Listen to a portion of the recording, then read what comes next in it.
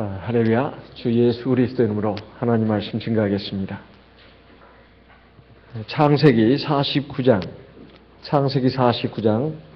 29절에서 33절 말씀을 봉독하겠습니다. 창세기 49장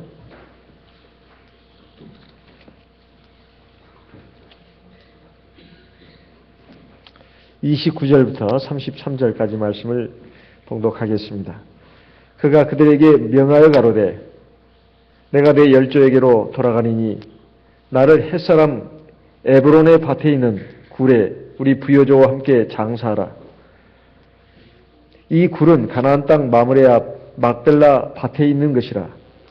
아브라함이 햇사람 에브론에게서 밭과 함께 사서 그 소유 매장지를 삼았으므로 31절 아브라함과 그 아내 사라가 거기 장사되었고 이삭과 그 아내 리브가도 거기 장사되었으며 나도 레아를 그곳에 장사하였노라. 이 밭과 거기 있는 굴은 햇사람에게서 산 것이니라. 33절 같이 읽겠습니다. 야곱이 아들에게 명하기를 마치고 그 발을 침상에 거두고 기운이 지나여 그 열조에게로 돌아갔더라. 우리 믿음의 조상 이스라엘, 원래 이름은 야곱이었던 사람, 오늘 말씀을 보니까 이제 아들들에게 축복하고 이제 마지막 자기의 그 장래 문제에 대해서 유언을 남기고 하나님 앞에서 아주 아름답고 복된 임종을 맞이하는 것을 볼 수가 있습니다. 어떤 분이 중학교 30대 벌써 30대에 부모로부터 좋은 가업을 물려받아서 그런지 아주 굉장히 부자였던 분이 있었습니다. 자기가 중학교 다닐 때 아버지가 갑자기 고혈압으로 쓰러지셔가지고 돌아가시는 바람에 자기 위에 누나들 있었지만은 자기가 이제 아들이니까 어쨌든 참 큰 또 충격을 받았습니다. 중학생은 아직 어린 나이인데 사람이 죽음이라고 하는 것이 그 어린 나이에 그 중학생한테 얼마나 참 무섭고 힘든 일이었겠습니까? 그래서 이제 어쨌든 간에 뭐 그래도 열심히 공부를 해가지고 대학을 마치고 이제 직장 생활 좀 하다가 아버지 그래도 그 일을 그 가업을 갖다가 물려받았는지 굉장히 돈을 많이 벌었습니다. 돈을 많이 벌었어요. 뭐 중학교 때 잠깐 경험했던 최초의 자기 아버지의 죽음, 그 아버지 죽음을 통해서 받은 충격은 이제 잊어버리고 30대 때 엄청나게 돈을 많이 벌어가지고 웬만한 재벌 부럽지 않는 그런 사람이 되었습니다. 그러다 보니까 그냥 돈 쓰는 것이 막 흥청망청하고 그냥 술집에도 들락날락거리고 심지어 술집에서 자기 아내를 불러가지고 노래도 하게 했는데 음대 출신이라고 합니다. 그래가지고 자기 아내는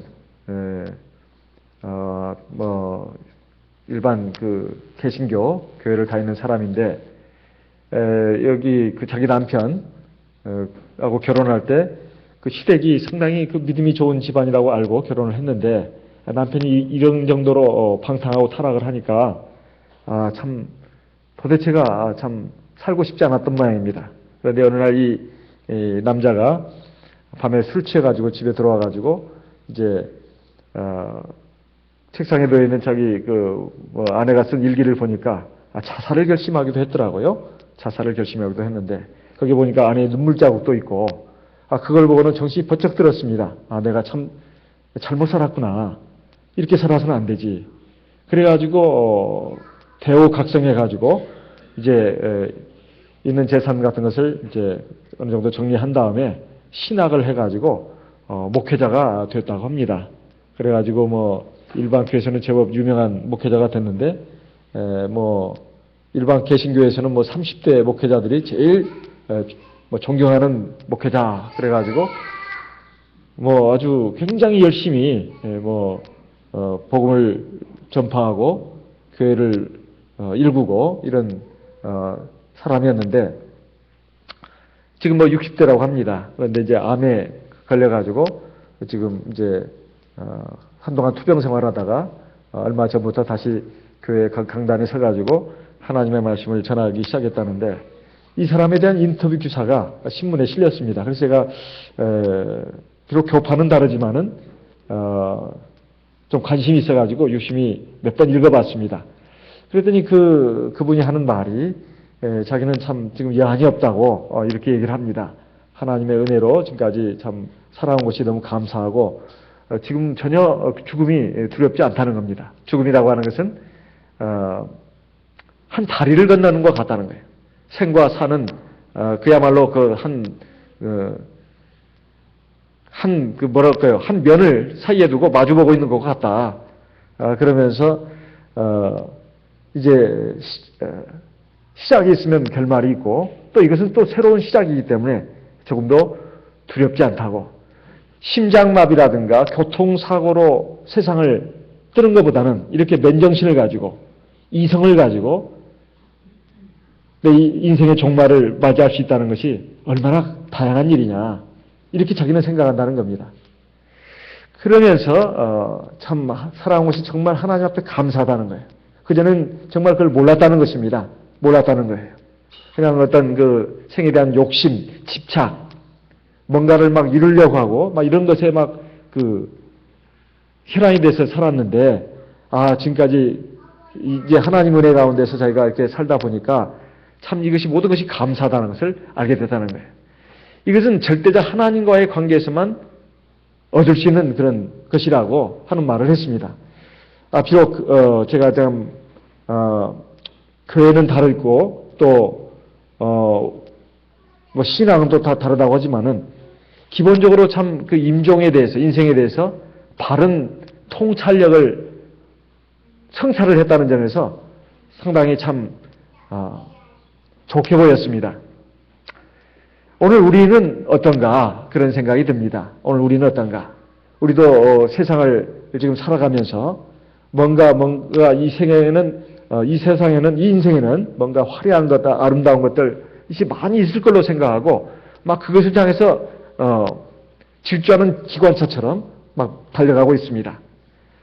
그런데 정말 인생이라고 하는 것은 하나님이 주관하고 계신다 하는 것을 얼마나 우리가 믿고 그걸 인정하고 그 절대자 하나님 앞에 내 인생을 갖다가 맡기고 있냐 이 말이에요.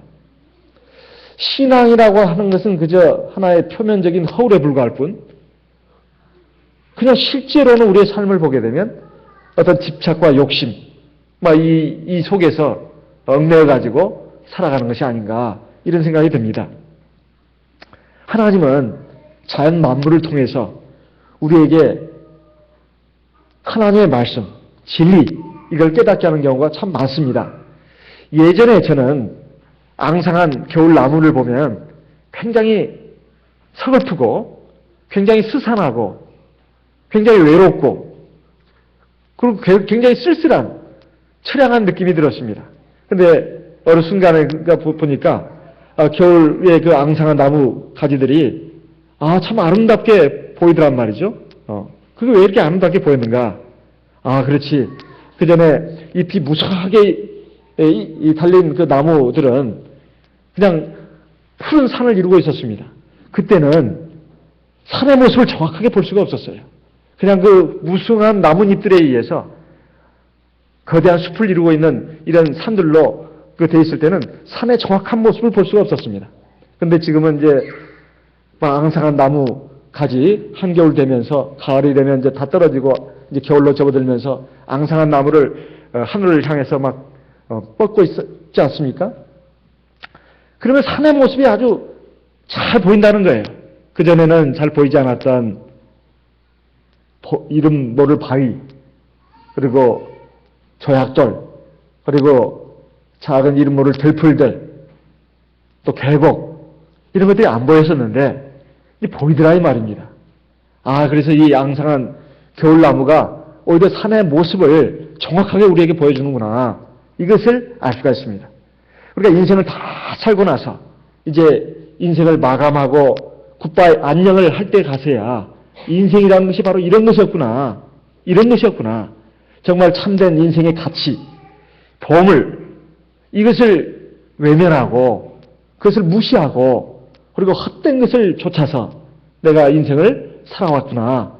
그때 가서 정말 아쉬움과 회한에 젖는다면 얼마나 큰 비극이고 슬픔이겠습니까?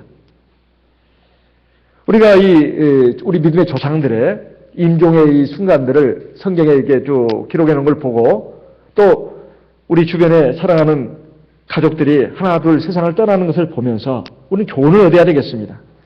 로마서 1장에 보게 되면 모든 만물에 하나님의 신성이 깃들어 있다고 했습니다.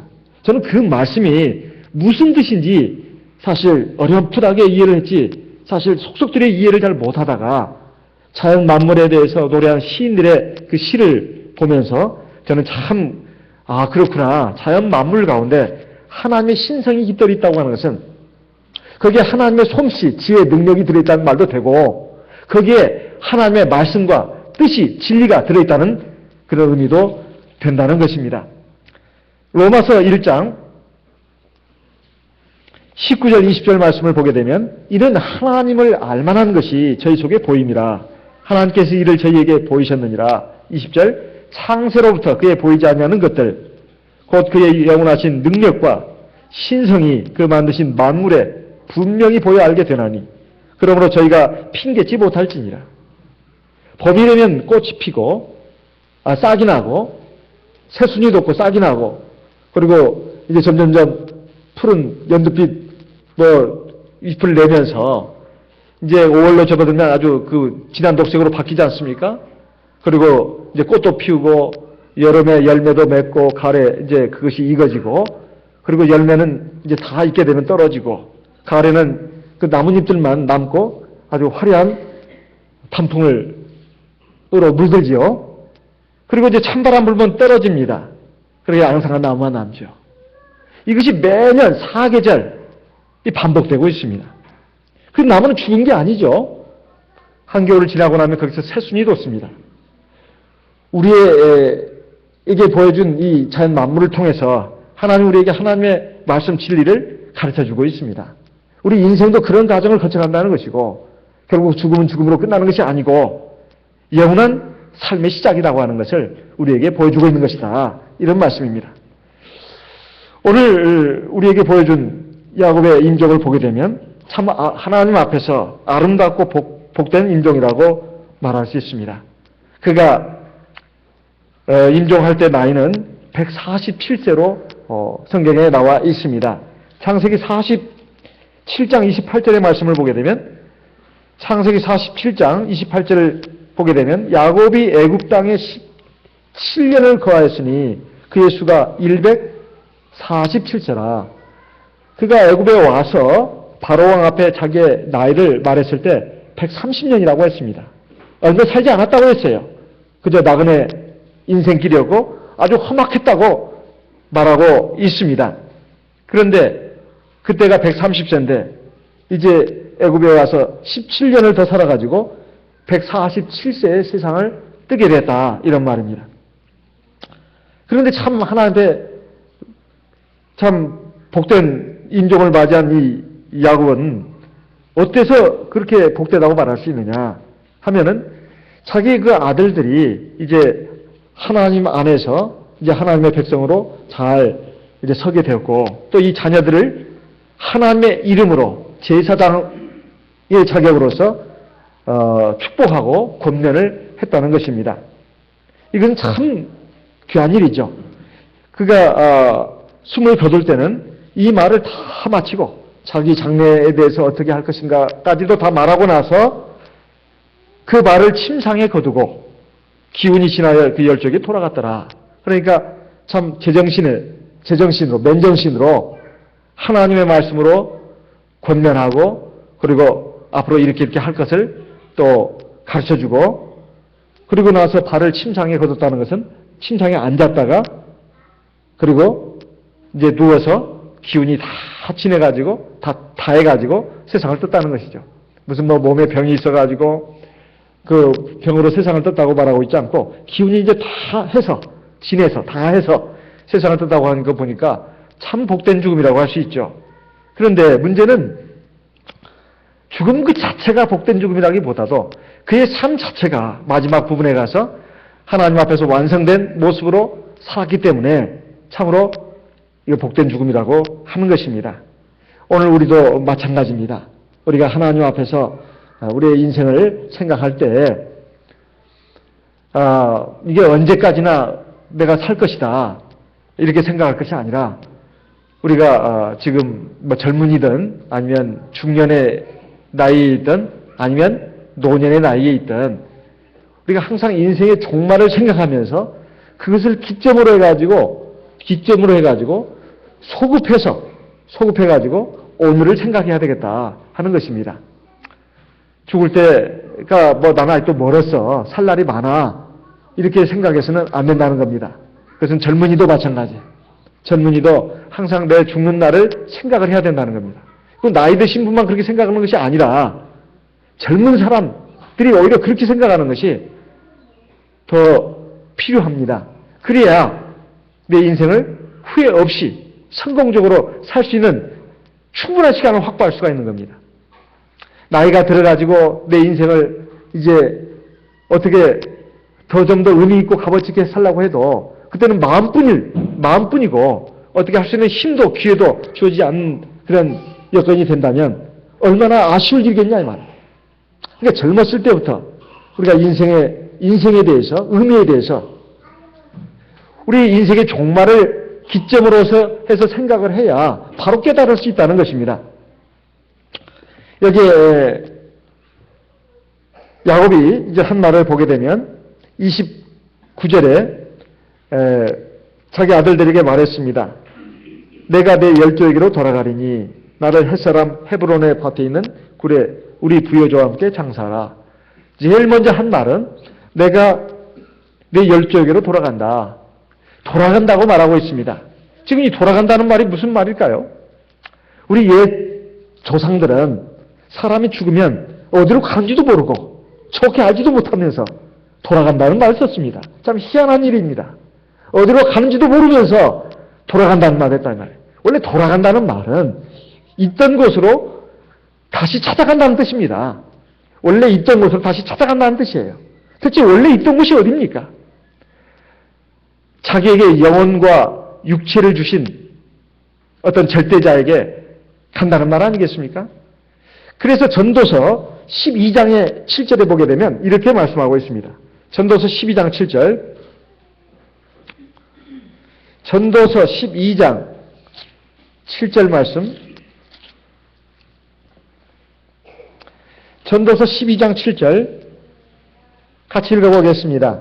흙은 여전히 땅으로 돌아가고 신은 그 주신 하나님께로 돌아가기 전에 기억하라. 여기에 보게 되면 흙은 여전히 땅으로 돌아가고 우리 사람의 몸, 신체는 흙으로 만들어졌습니다. 우리 사람의 몸의 모든 성분들을 조사해 보니까 흙의 성분하고 똑같다는 과학자들의 말은 더 이상 말씀드리지 않아도 여러분 잘 기억하고 계시겠죠? 그리고 우리 신체만 있는 것이 아니라 우리에게는 영혼이라는 것이 있다는 겁니다. 여기 신이라고 하는 것은 영을 말합니다. 영. 이 영은 주신 하나님께로 돌아간다는 것이죠. 그러기 전에 기억하라는 거예요. 뭘? 절대적 하나님을 기억하라는 거예요. 절대적 하나님을 기억하라는 것입니다. 그래서 돌아간다고 하는 것은 지금 열조라고 하는 것은 믿음의 조상들을 말합니다. 야곱을 기준으로 봤을 때 자기보다 앞서간 믿음의 조상들에게로 자기도 돌아간다. 지금 이렇게 말하고 있습니다.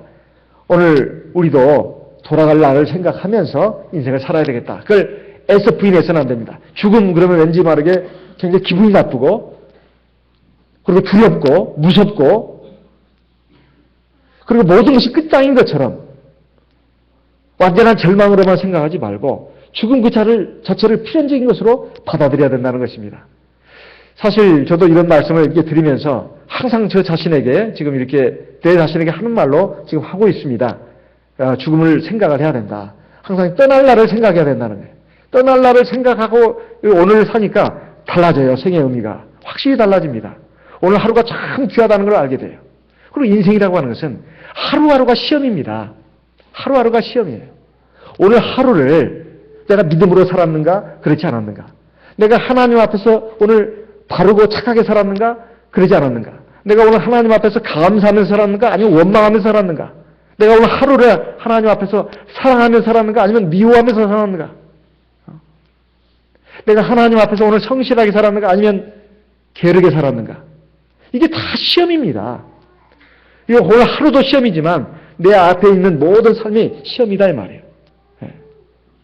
이런 오늘 하루가 바로 될 때 내일도 바르게 되는 것이고 내일이 또 오늘이 돼가지고 그것도 바르게 사는 것이지 오늘은 뭐 이렇게 살아도 내일은 바꾸면 되겠지. 그건 아닙니다. 항상 지나간 과거는 이건 죽은 시간입니다. 어떻게 돌릴 수가 없어요. 그게 잘했든 못했든. 그리고 내일은 미래의 시간은 내 영역에 속한 시간이 아니라 하나님의 영역에 속한 시간입니다. 신의 영역에 속한 시간이다 이 말이에요. 그러니까 나에게 하나님이 주신 시간은 바로 오늘이고 바로 이 순간입니다. 이 순간을 내가 하나님 앞에서 믿음으로 살고 하나님을 경외하고 의지하며 살아야 된다 이 말이에요. 그 앞에 우리가 요셉에 대해서 쭉 보았습니다. 지금 생각하면 생각할수록 저도 가끔씩 이렇게 생각을 합니다. 요셉.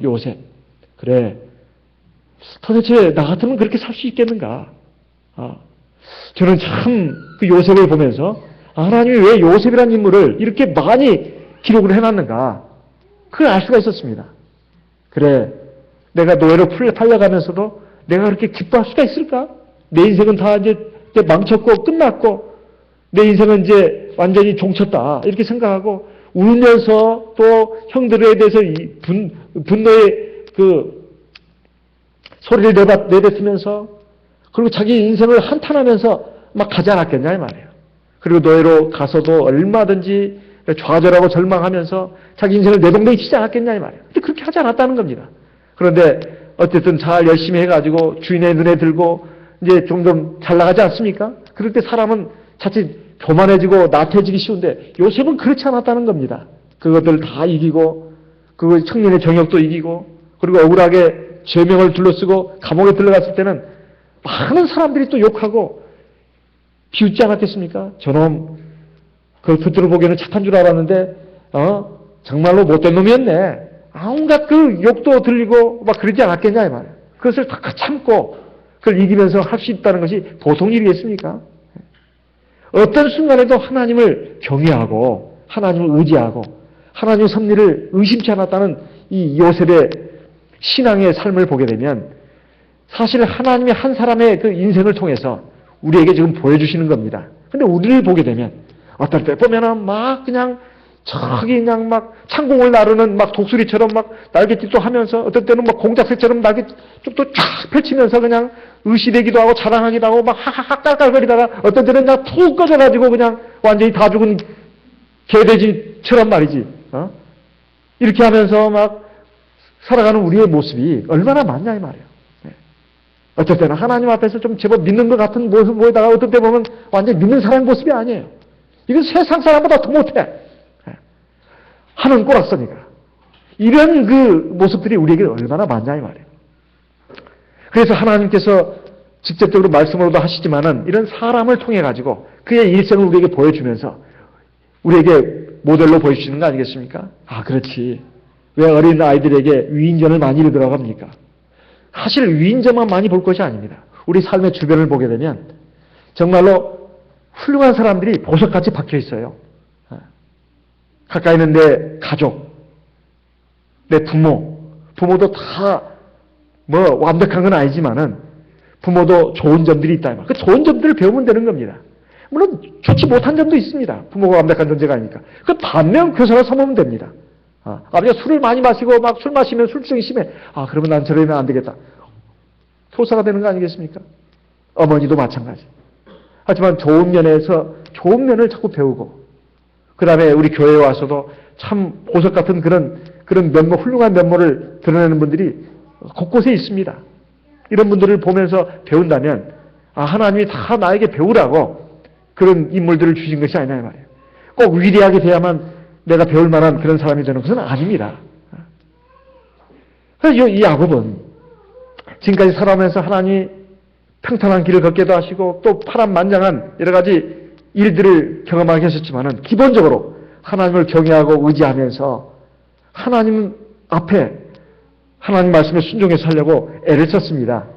그러니까 하나님께서 그를 정금처럼 완성되게 하셨고 그 12 아들들도 여러 가지 그 문제가 있었지만 하나님께서 여러 가지 그 인생의 과정을 통해서 그들을 다듬어 가시고 드디어 하나님의 선민의 12지파를 이루는 자녀들로 세워주셨습니다.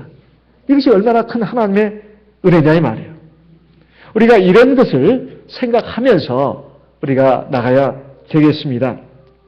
이 야곱이 자기 열정에 돌아간다고 하면서 나를 햇사람 에브론의 밭에 있는 굴에 우리 부여조와 함께 장사해라 이렇게 말하고 있습니다. 자기 할아버지 아브라함, 아버지 이삭, 할머니 자기 어머니가 붙여있는 그곳에 자기를 장사라고 말하고 있어요. 여기 부여조라고 되어 있는데요. 이게 중국어입니다. 중국어. 후위주. 이게 사실 중국어를 그대로 이게 한국말로 옮겨놓은 거예요. 부여조가 그다음에 옛날에 고려조인가 백제조인가. 저는 그렇게 많이 생각을 했습니다. 그래서 이게 한자 성경을 보니까 아버지 부자, 여는 중국어는 누구 뭐뭐과를 여란 말씁니다. 부여조. 조는 할아버지를 말하죠. 그러니까 아버지와 할아버지, 부여조, 아버지와 할아버지. 그게 조상들이죠. 아버지와 할아버지가 있는 곳에 함께 장사해라. 이렇게 말하고 있습니다. 그러면서 그 장사 매장지에 대해서 더 자세히 설명하고 있는데 30절. 이미 우리는 창세기 통해서 다 알고 있습니다만 또 이걸 자녀들에게 자세히 설명하고 있습니다. 가나안 땅 마므레 앞 막벨라굴에 있는 것이라. 아브라함이 햇사람 에브론에게서 밭과 함께 사서 그 소유 매장지를 삼았으므로 이렇게 그 장래 매장지에 대해서 설명을 하고 있습니다.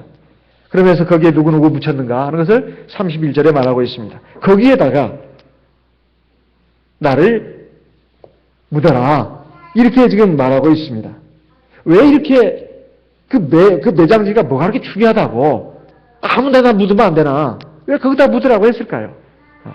여기에는 야곱이 하나님 앞에서 자기에게 주신 자녀들 그리고 자기 후손들이 앞으로 살아야 될 곳이 어딘가 이것을 알려주기 위해서입니다. 후손들에게 자기 자녀들과 후손들에게 우리들이 살아야 할 곳은 가나안 땅이다. 우리가 돌아갈 곳은 가나안 땅이다. 이것을 알려주기 위해서 그렇게 했다는 것입니다. 알려주기 위해서. 그러니까 절대 애굽에서 잘 살게 되더라도 성공하더라도 절대 거기에다가 마음을 두면 안 된다. 거기다 마음 두고 거기다 뿌리를 받고 살려고 해서는 안 된다는 것입니다. 우리가 가야 할 곳은 하나님이 약속하신 땅 가나안이라는 거예요. 오늘 저와 여러분도 마찬가지입니다. 우리가 이 세상에서 아무리 성공하고 출세하고 잘 살게 된다 하더라도 아니 그것을 추구한다 하더라도 거기에다가 모든 것을 걸면 안 된다는 거예요. 그저 우리는 이 세상을 잠시 살다가 가는 나그네로서 살아야 된다. 이런 말입니다.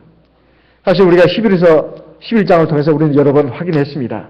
그런데 히브리서 기자는 바로 이 아브라함, 그 믿음의 조상 아브라함에 대해서 이 돌아갈 그 가나안 땅에 대해서 이렇게 말하고 있지 않습니까? 다시 한번 확인하도록 하겠습니다. 히브리서 11장 9절 10절 말씀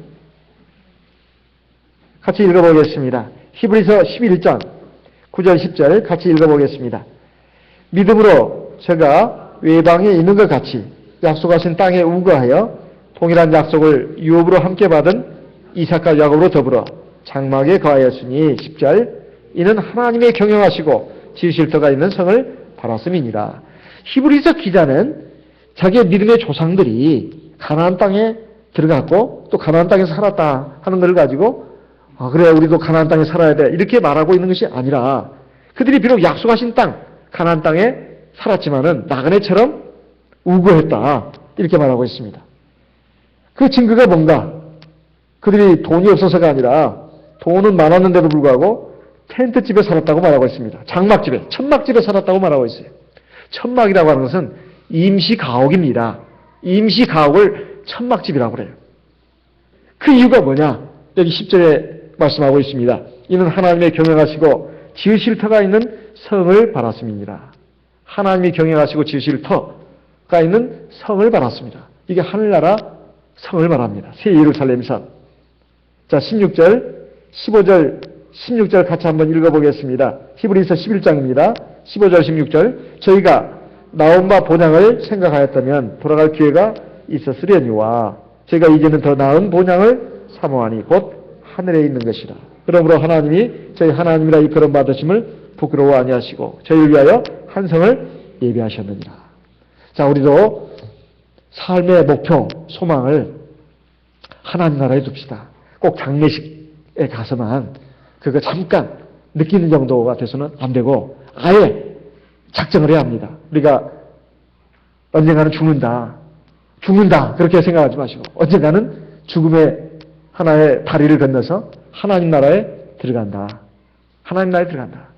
그날이 그렇게 많이 남아있지 않다. 이걸 생각을 하고 사는 인생하고 그렇지 않고 사는 인생하고는 삶의 모습이나 삶의 내용이나 질이 달라집니다. 달라져요. 내가 정말 지금 임종을 앞두고 있는 사람, 믿음을 가지고 있으면서 임종을 앞두고 있는 사람이 사실 얼마나 집착하겠습니까? 얼마나 뭐 사람에 대해서 막 미워하고 그 사람을 내가 정말 어떻게든지 한번 혼내줘야 되겠다 이렇게 생각하고 한번 보복할 그런 마음도 가지고 또는 어떤 것에 대해서 막 집착하고 욕심을 가지겠습니까? 그러지 않을 겁니다. 그 사람은 틀림없이 내가 삶에 남아있는 시간이 얼마 안 남았으니까 대체 내가 뭘 해야 할 것인가? 그 시간들을 조금 계산을 할 겁니다. 지금까지 살아온 삶에 대해서 한번 쭉 점검도 해보고 이제 내가 해야 할 일이 뭔가? 해야 할 일이 뭔가? 정말 뭐가 의미가 있고 값어치 있는 일일까? 그런 것을 생각하지 않겠습니까? 설령 돈을 벌더라도 공부를 하더라도 뭔 일을 하더라도 내가 정말 이 공부 또는 뭐 이 돈 버는 거 또는 무슨 일 이런 것을 항상 지금 내 한정된 시간 안에 지금 해야 되는 것이죠. 그럼 거기에다가 분명히 어떤 의미, 가치를 부여하지 않으면 정말 허망한 인생이 됩니다. 공부를 하든 돈을 벌든 아니 무슨 일을 하든 살림을 하든 거기다가 어떤 의미나 값어치를 부여하지 않으면 정말 이건 허망한 인생이 되는 거예요. 밥을 지어서 같이 먹는 거, 가족들하고 사랑을 나누는 거. 이것도 굉장히 의미 있는 시간이 됩니다. 그리고 교회에서 형제 자매들을 만나가지고 같이 예배 드리는 거. 이게 굉장히 의미 있고 값어치 있는 시간이에요. 그리고 내가 밖에 나가 돈 버는 것도 그래 내가 살아있는 날 동안 얼마 안 되지만은 이 돈을 벌어서 내 가족들 부양하고 그리고 내가 하나님 앞에 조금이라도 헌금하고 그리고 내가 의미 있는 곳에 좀 써야 되겠다. 이거 얼마나 참 값진 일이 되겠습니까? 그리고 내 마음을 좀 더 가다듬고 갈고 닦고 좀 더 아름답게 다듬어야지. 이런 시간들을 우리가 부여받은 거 아니겠습니까? 그러니까 그런 것을 생각해 본다면 사실 그 인생의 종말을 기점으로 해서 생각을 해야 되겠다는 것이고 그 하나님 나라, 그 가나안 땅은 우리 영적인 가나안을 상징하는 것입니다. 그것을 기점으로 해서 생각을 해야 되겠다는 거예요. 죽음으로 모든 것이 끝나는 게 아니고 그것은 영원한 삶으로 이어지는 가장 중요한 자료가 되는 것입니다. 가장 중요한 평가 자료가 되는 거예요. 내 삶의 하루하루가 사실은 하나님 나라에서 내가 누릴 영광, 생명, 구원의 완성 이게 밀접한 아주 중요한 기초 자료입니다. 얼마나 중요하냐 이 말이에요.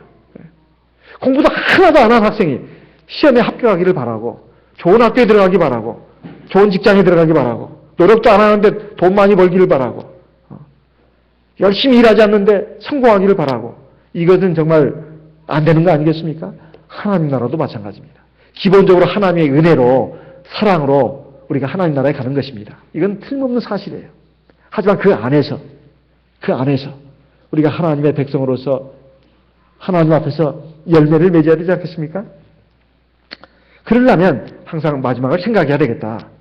우리가 성경에서 보게 되면 예수님의 비유의 말씀 가운데 부자와 나사렛의 비유가 참 여러 가지 많은 걸 가르쳐 줍니다. 누가복음 16장 있는 말씀을 한번 보겠습니다. 누가복음 16장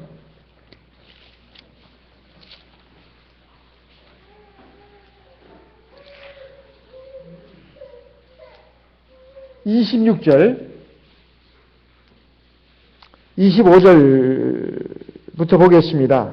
아브라함이 가로되 이에 너는 살았을 때 좋은 것을 받았고 나사로는 고난을 받았으니 이것을 기억하라. 이제 저는 여기서 위로를 받고 너는 고민을 받느니라.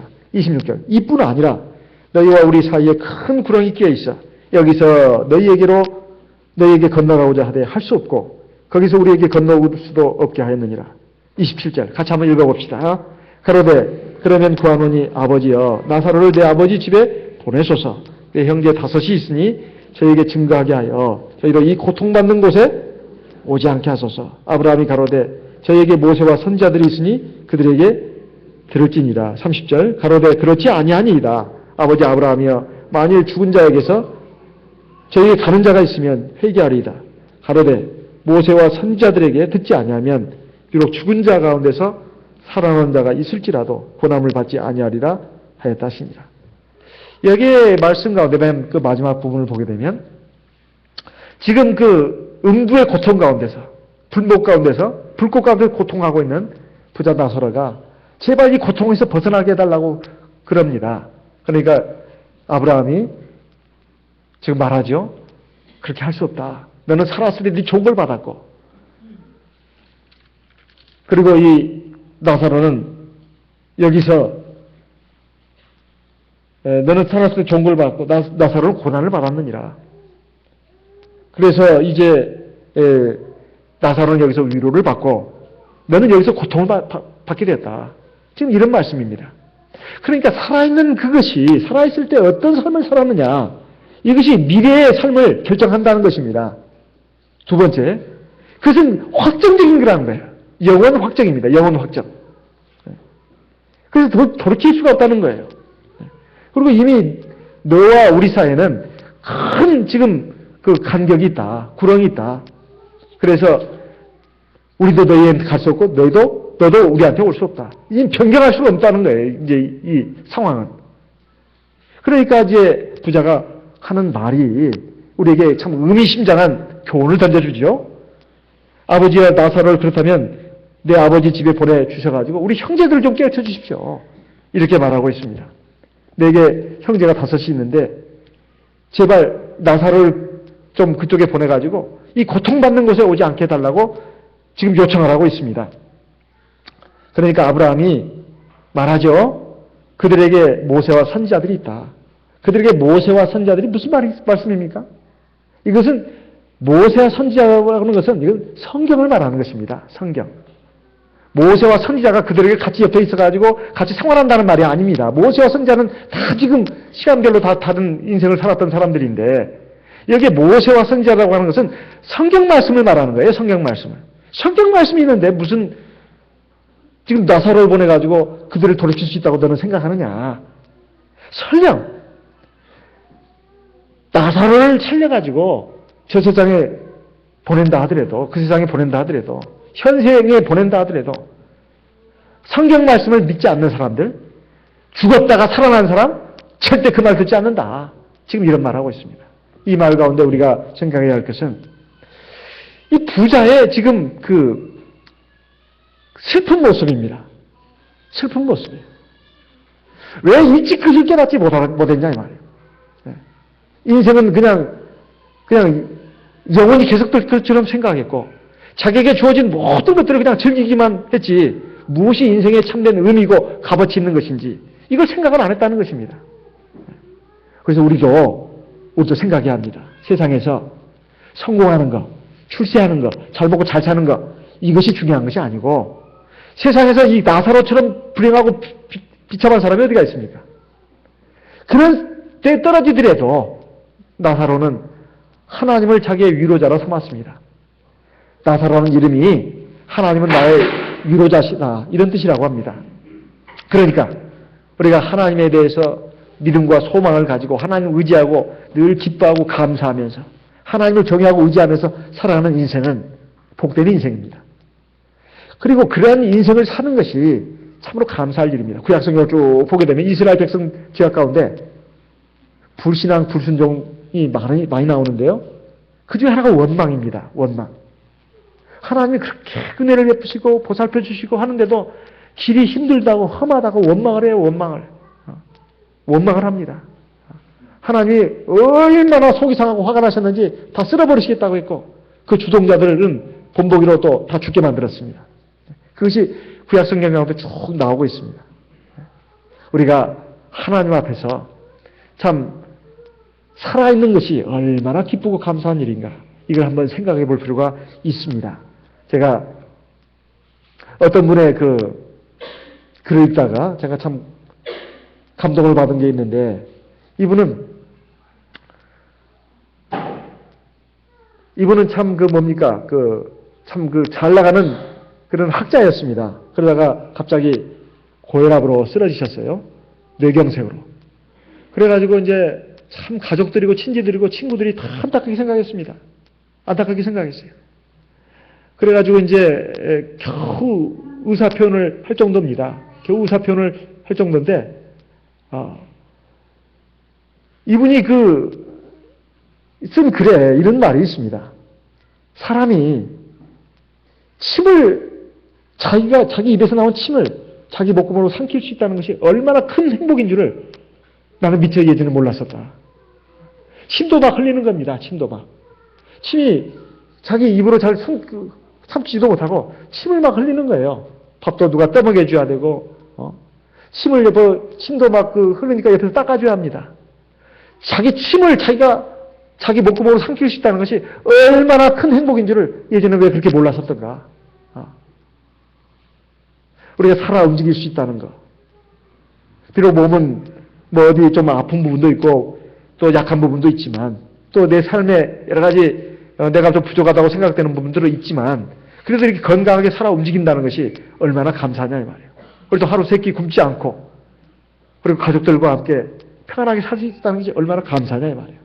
하나님 앞에서 이렇게 예배 드리면서 그리고 인생의 귀한 진리 이를 들으면서 또 생명수를 받아 마시면서 우리에게 주어진 생을 갖다가 정말 아름답고 값어치 있는 인생으로 살 수 있도록 인도함을 받고 있다는 것이 얼마나 감사한 일이냐 이 말이에요. 그래서 감사할 일이 한두 가지가 아닙니다. 한두 가지가 아니에요. 그렇게 생각한다면 우리가 사실 죽음을 기점으로 해서 그리고 영원한 나라를 기점으로 해서 우리가 우리의 내 생을 돌아본다면 참 감사할 것뿐입니다. 감사할 것뿐이에요. 그래서 우리가 인생을 정말 어떤 진정한 꿈, 소망, 목표를 향해서 달려가는 우리들이 되어야 되겠습니다. 시편 90편에 보게 되면 모세가 기도한 그 유명한 시가 나오지 않습니까? 우리 인생의 연수가 70이요 강건하면 80이라도 그 말을 했던 모세는 120살까지 살았습니다. 지금부터 수천 년 전에 이스라엘 민족의 지도자였던 모세.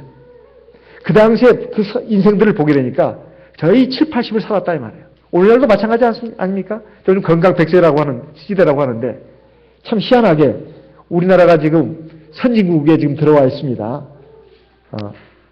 삶의 여건도 그러고요. 수명도 그렇습니다. 여자 나이가 보통 82, 3세고 평균 수명이 남자는 77세에서 8세라고 합니다. 근데 선진국들이 거의 그래요. 지금 그 장수국가라고 하는 나라들도 거의 그 정도입니다. 일본도 우리하고 별 차이가 없어요. 한두 살 차이입니다. 희한하지 않습니까? 평균을 낸 겁니다, 그게. 그러니까 그 중에는 100세까지 사는 분도 있고, 100세 못 사는 사람도 있다는 거예요. 80도 못 사는 분이 있다는 거예요. 평균 내니까 82, 3세가 나오는 거예요. 남자는 76세에서 78세. 어쩌면 그렇게 성경 말씀하고 맞는지 모르겠어요. 그러니까, 우리 생각해 봐야 합니다. 80이 내 인생의 시간이다. 이렇게 생각하시면 됩니다. 그러면 여기 모친들이 깜짝 놀라실 거예요. 나는 80이 넘었는데. 하나님이 보너스로 많이 주신 거죠. 보너스로 주신 겁니다. 그래도 100세 이상 살기는 힘드실 겁니다. 제가 감히 말씀드리건데. 그래서 100세 이상 사신다면 더 감사할 일입니다. 보너스로 주신 거예요. 하나님 앞에서 정말 더 의미 있고 값어치 있는 삶을 살도록 더 보너스로 하나님 주신 겁니다. 근데 우리 대부분의 인생은 그 전에 사고로 죽을 수도 있고 꼭 뭐 노화로 죽는 것만이 아닙니다. 사고로 죽을 수도 있잖아요. 갑자기 심장마비로 죽을 수도 있습니다. 평균을 내니까 82, 3세라는 거예요. 그럼 82, 3세면은 100세까지 사는 분도 당연히 있기 마련입니다. 그러나 그보다 못 사는 분도 많이 있기 때문에 80 평균 딱 잘라보니까 80 평균을 내보니까 82 2점 얼마 나오는 거 아니십니까? 그러니까 사실 그렇게 생각한다면 인생의 연수가 그렇게 길지 않습니다. 그리고 70 넘어가면은 대부분 보면 세상에서 잘 기회도 안 주지 않습니까? 기회도 안 줘요. 자기 이거 전문 직업을 가지고 뭘 하는 소수의 가문에 콩나듯이 있는 분들도 몇 사람만 빼고는 거의 기회가 주어지지 않습니다. 저 파고다공원에 가면 노인네들 참 많고, 저 산과 들에 가보면 참 노인분들 많이 계십니다. 그리고 그 건강하게 이제 소일하면서 아마 지난 날을 회고하면서 사시겠죠. 자, 이런 것을 보게 되면 우리에게 주어진 인생의 시간은 그렇게 많지 않다. 그 시간을 참으로 의미 있고 값어치 있게 살도록 우리가 힘써야 되겠다. 그리고 하나님 나라에 들어가는 그 임종의 순간 내가 하나님 앞에 감사 기도를 드리고 하나님 앞에 찬송을 드릴 수 있는 우리 인생이 되도록 우리 오늘 이 시간, 이 순간을 참 믿음으로 살아야 되겠다. 이런 다짐을 해야 되겠습니다. 이 시간 들으신 말씀을 기억하시고 우리 하나님 앞에 기도하겠습니다. 우리 같이 기도하겠습니다. 지난 안식일에